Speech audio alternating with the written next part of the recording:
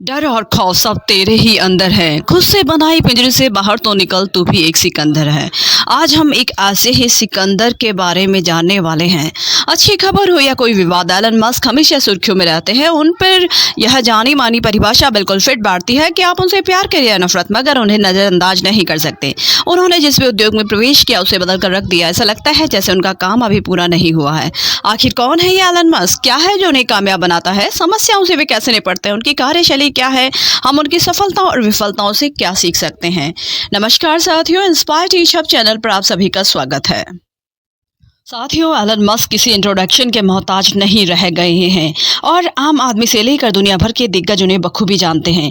Tesla हो या space x या फिर ट्विटर, मस्क ने जिस जगह दांव लगाया वो आज कामयाबी की बुलंदियों पर है। आज हम आपको एशली वेंश द्वारा एलन मस्क पर लिखी गई किताब एलन मस्क बायोग्राफी से रूबरू करवाने जा रहे हैं।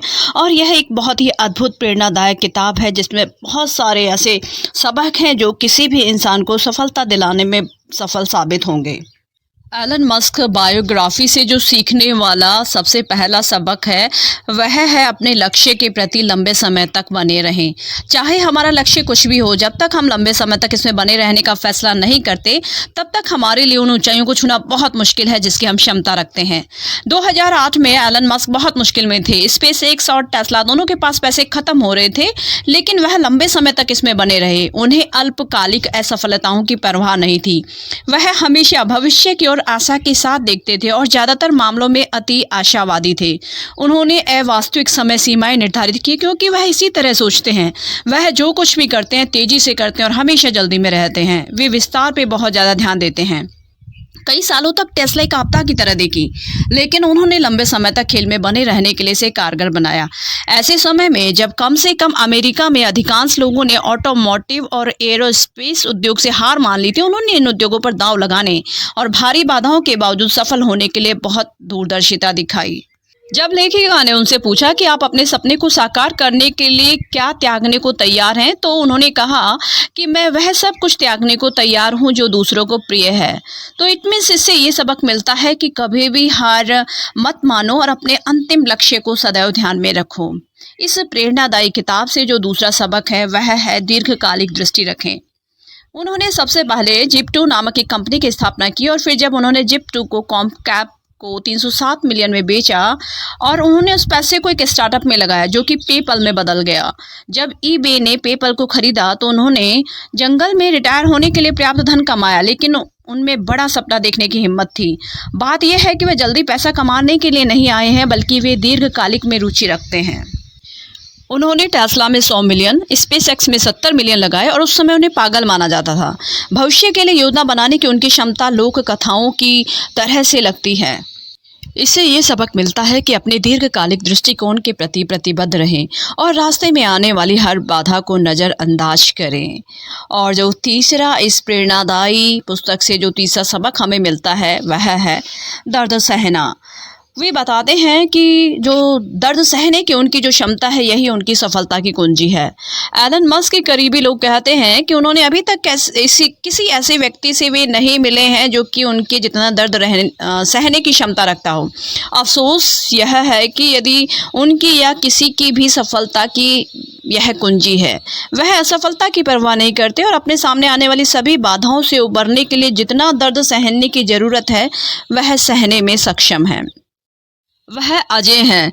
2008 में उनका निजी जीवन खस्ता हाल था। उनकी कंपनी अच्छा प्रदर्शन नहीं कर रही थी, लेकिन इसके बावजूद उन्होंने शानदार वापसी की और दुनिया को वह दिखा दिया जो बहुत कम लोग कर सकते हैं।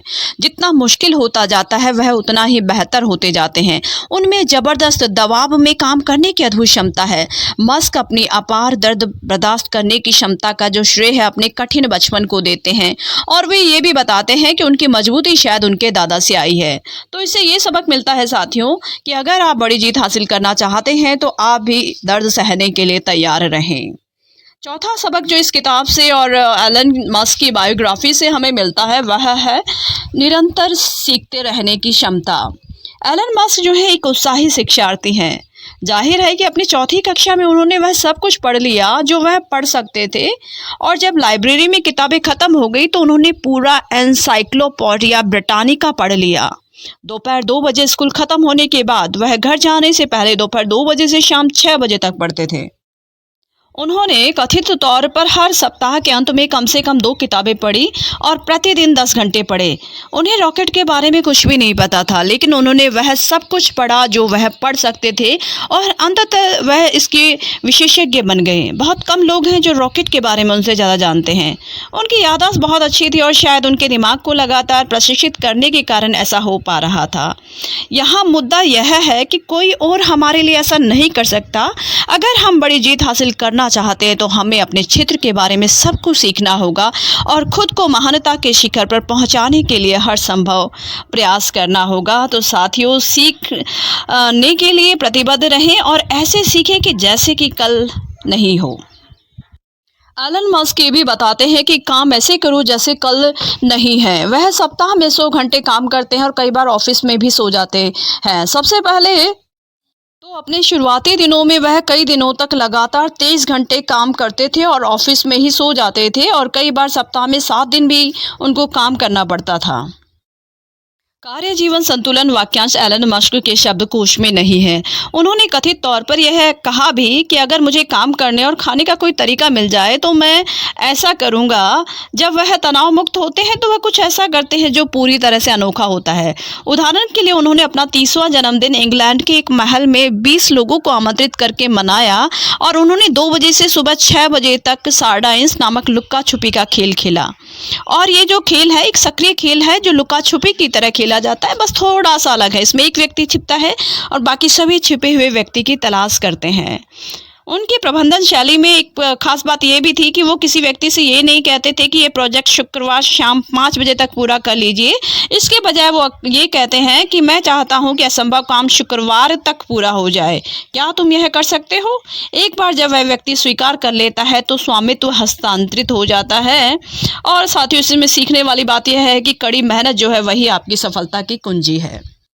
एक सफल व्यापारी, टेक्नोक्रेट, नवाचारी, उद्यमी की बेहद रोचक, प्रेरक और अनुकरणीय जीवन गाथा से दूसरा महत्वपूर्ण सबक सीखने को यह मिलता है कि अपने विजन के लिए जुनून होना चाहिए।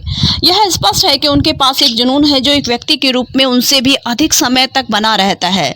उदाहरण के लिए, जब स्पेस एक्स के बहुत से कर्मचारी इस बात से नाखुश थे कि निकट भविष्य में कोई IPO नहीं होगा, तो उन्होंने इसका कारण स्पष्ट करते हुए एक लंबा ईमेल भेजा। उन्होंने मूल रूप से कहा कि यदि आप स्टॉक बेचने इतने अच्छे हैं तो आप अन्य कंपनियों के साथ भी ऐसा कर सकते हैं और स्पेस एक्स IPO की आवश्यकता नहीं है।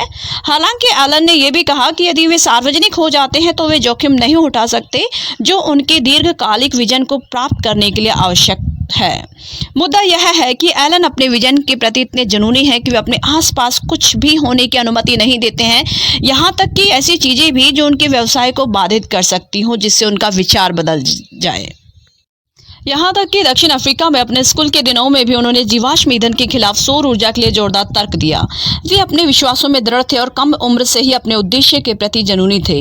उन्होंने अपने जीवन में अपनी प्रतिभा और जुनून को तब दिखाया जब 12 साल की उम्र में उन्होंने ब्लास्टर नामक एक वीडियो गेम विकसित किया और PC एंड ऑफिस टेक्नोलॉजी नामक एक पत्रिका को कोड बेचा। उनमें बहुत कम उम्र से ही जुनून था और इस छोटी सी उम्र में ही उन्हें बड़ी सफलता का सपना वो देखने लगे थे। एक और उदाहरण ये है कि जब स्पेस एक्स के लिए उम्मीदवारों का साक्षात्कार लिया जाता है तो लेखिका के अनुसार वे टाइप A व्यक्तित्व की तलाश करते हैं और उनके पास एक मानक स्पेस एक्स समस्या भी होती है जिसके लिए 500 व्यक्तियों और 500 पंक्तियों का कोड लिखना होता है और वे ऐसे लोगों को चाहते हैं जो जुनून से भरे हुए हों, क्योंकि साथियों जो जुनून होता है वह हमेशा और हर समय प्रतिभा पर भारी पड़ता है।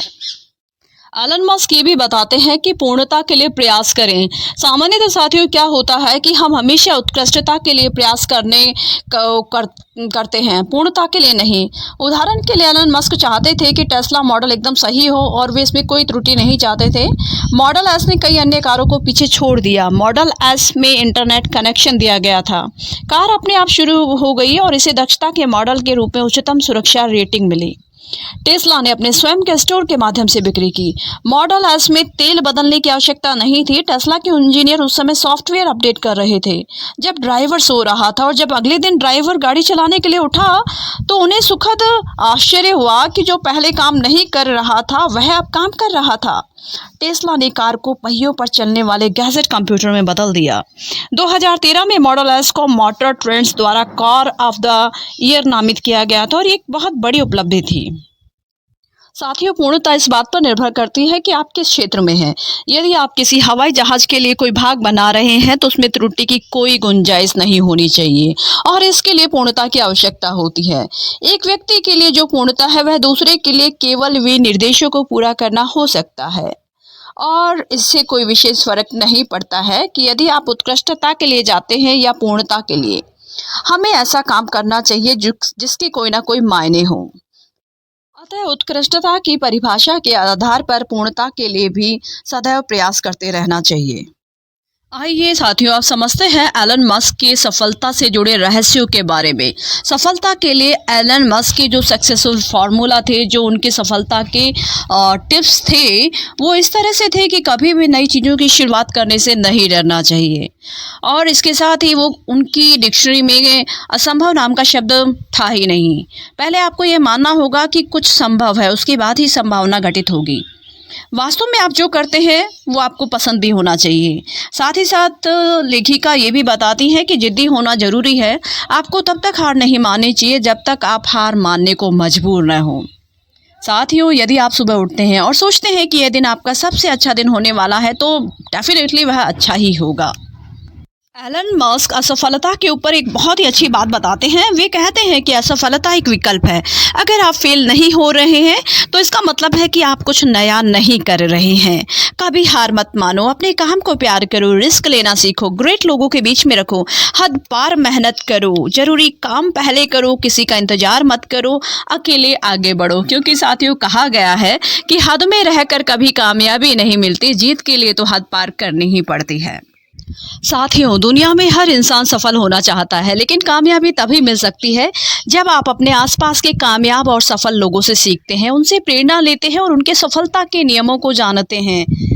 साथियों, उम्मीद करती हूँ कि आज की ये समरी आपको पसंद आई होगी और आप भी एलन मस्क के जीवन की सफलता के जो सक्सेसफुल फार्मूला हैं, जो टिप्स हैं, उनको अपने जीवन में अप्लाई करके सफल होंगे। धन्यवाद साथियों। अंत में एक बात और साथियों, यदि आपको ये समरी पसंद आई हो तो चैनल को सब्सक्राइब करें, वीडियो को लाइक शेयर करें।